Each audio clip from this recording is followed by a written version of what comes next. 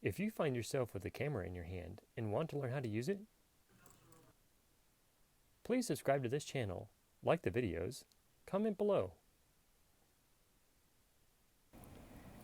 Hey Photos family, today we're talking about lighting your subjects so that they separate from the background.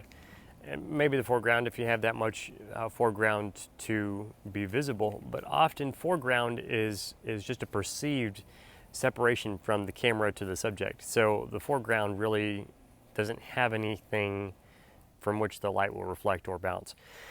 But separating your subject from the background, I was trying to figure out a good illustration for you that you can see in the video here, and I think I've been able to find a direction that I can show you that will give you a little bit of a perspective. Right now you can see a little bit of outline of my hair, not a lot. There, I mean, it's gentle, right? Because the ambient light is reflecting from all different directions from where I am, and it's a very important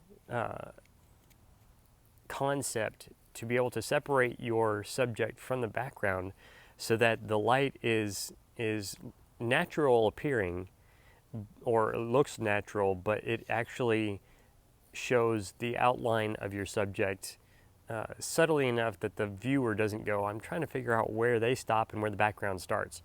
So as an illustration, I think you'll be able to see this here is a little bit of an illustration of what I'm talking about.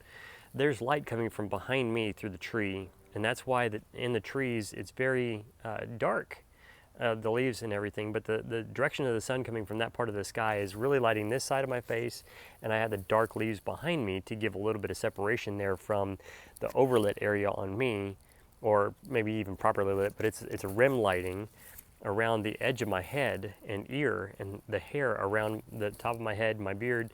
But then over here you've got some light coming from the other side from that sun behind me, and it's giving the same kind of rim lighting to that side of my head. So it gives you a little bit of an illustration. The background is dark, but I am lit to a perspective that the lighting on my face is a little bit brighter than the rest of the area behind me, but you still get the light at the edge of my ear, of my hair, and everything else. So I am, in this view from my video camera, I am separated from my background a little bit. Now, it's not a perfect example because I'm just using what's around me. I'm not adding light, and I'm not making it very technical, but that really is the same idea, that it's a very natural look. It comes from a different perspective than most would take. The camera is low to me,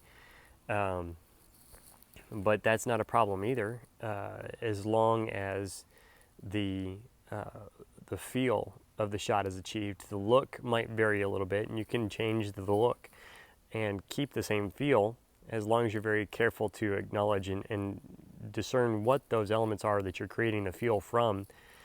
And if you can separate the lighting or the direction of the photograph from the feel to get a different look with the same feel elements. So I hope that's not too basic or too principled enough that, okay, but how do you actually make that applicable? The point to keeping a look and feel is the direction that the camera is looking at your subject might change. The lighting stays the same, or at least for my illustration, the lighting stays the same because the light on me would be the same. The background would stay the same as far as look of dark leaves behind me as the subject, with a very bright light behind the leaves being the sun. So thank you so much for watching, and we hope that this has helped you think about some things to add or change and improve your photography. And if you're not yet a subscriber, we would love to have your subscription, and give us a thumbs up so that other people can watch as well. God bless.